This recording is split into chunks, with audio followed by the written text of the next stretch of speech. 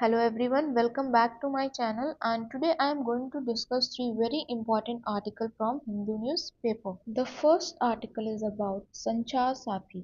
First point. The Department of Telecommunication withdrew its earlier order that required smartphone manufacturer to pre-install the Sanchar Sathi app from next year following heavy public criticism.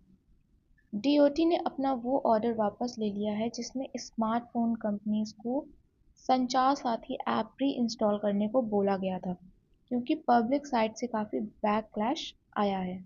Second point, the rollback happened because many citizens objected to the idea of a government app being added to all phones without people's knowledge or consent, raising privacy and autonomy concern।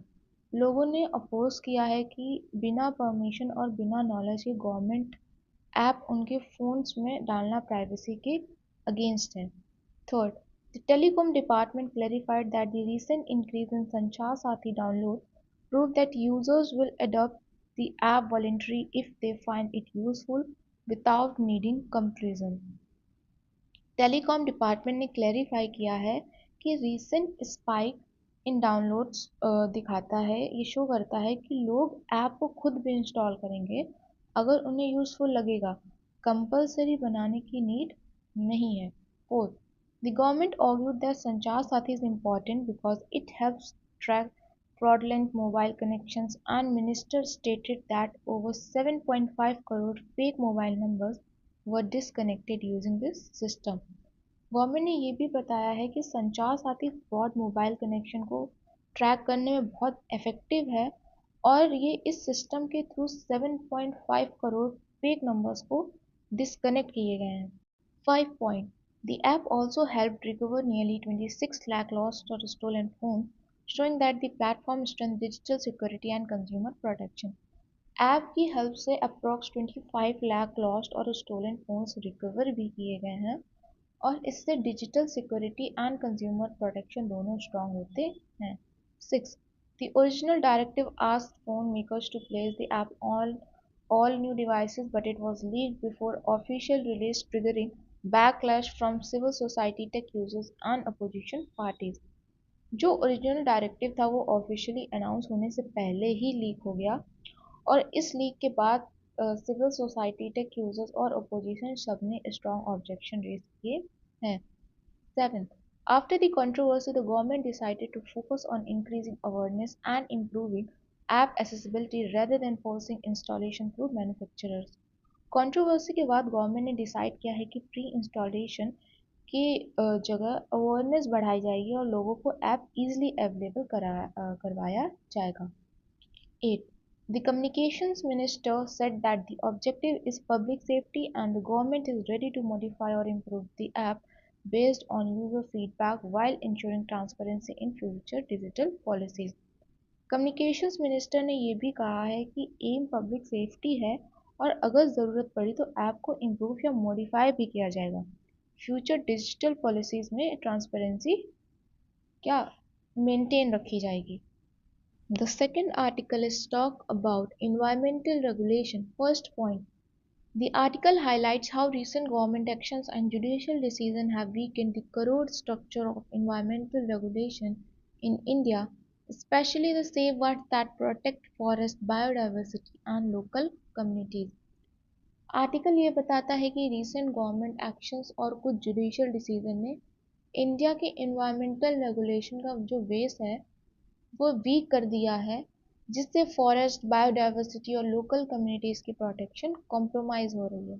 Second point, it explains that the shift began when the 2023 amendment to environmental laws diluted long-standing protections, making it easier for industries to get clearance without a strong scrutiny और public participation. Second point says कि 2023 के environmental law amendment के बाद protection rule dilute हो गया है और ये इंडस्ट्रीज को क्लियरेंस लेना पहले से काफ़ी इजी हो गया है जिससे स्ट्रॉन्ग स्क्रूटनी और पब्लिक पार्टिसिपेशन कम हो रही है। Third point, a major concern raised is that environmental impact assessment EIA, which once ensured transparency and scientific scrutiny, have been reduced in scope, allowing many projects to bypass mandatory evaluation. Environmental impact assessment EIA जो transparency और scientific checking के लिए ज़रूरी था, उसका scope reduce कर दिया गया है और काफ़ी प्रोजेक्ट्स अब मैंडेटरी असेसमेंट से बच जाते हैं. Fourth point, the author argues that the original intent of environmental laws balancing development with ecological protection has been undermined as the focus now leans heavily towards speeding up economic projects.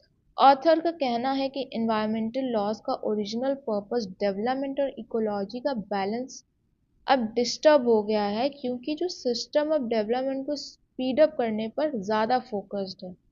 Fifth, the article point out that recent court rulings instead of strengthening environmental justice have supported decisions that reduce accountability and weaken independent oversight institution. Recent court ruling से expectations थी कि environmental justice और strong होगी, पर जो institute कुछ decision ने accountability को वीकेंड किया है और इंडिपेंडेंट ओवरसाइट बॉडीज की पावर कम कर दी है.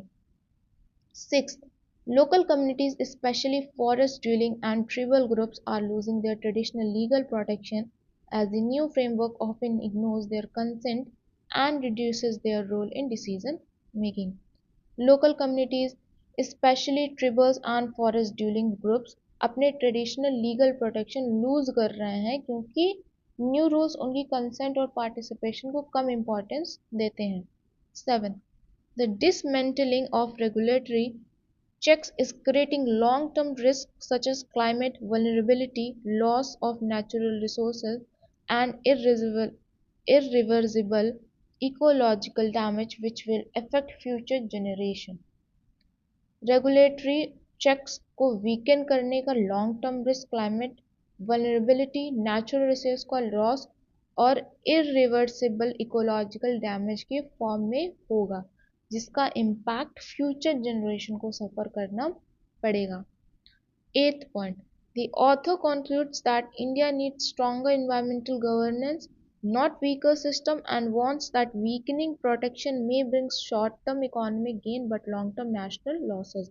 आर्टिकल एंड में वार्न करता है कि इंडिया को स्ट्रॉन्ग इन्वायरमेंटल गवर्नेंस की ज़रूरत है और प्रोटेक्शंस को वीकन करना शॉर्ट टर्म इकोनॉमिक गेन दे सकता है but long term national loss create करेगा. The third and the last article is talk about rupees decline. First point, the article highlights that just 9 major fugitive economic offenders who fled India together owe nearly 39,000 rupees crore to Indian banks, exposing the scale of financial fraud and the burden on the banking system. Article ये बताता है कि सिर्फ 9 बड़े फ्यूगिटिव economic offenders मिलकर India के banks को लगभग 39,000 रुपीस करोड़ का नुकसान देकर क्या गए भाग गए हैं, जो बैंकिंग सिस्टम की वनरेबिलिटी को क्लियरली शो करता है. Second point, official data presented in parliament shows that out of this total amount only around 15,000 rupees crore has been recovered so far through seizures, asset sale and legal process. Second point से इसकी parliament में दिया गया data के हिसाब से इस total amount में से अभी तक सिर्फ लगभग 15,000 रुपीस करोड़ ही रिकवर हो पाया है, वो भी सीजर्स, एसेट सेल्स और लीगल एक्शन के through. Third point, Vijay Mallya, Nirav Modi and Mehul चौकसी remain the top 3 offenders responsible for the largest share of unpaid loans, reflecting deep failures in banking oversight and early fraud detection.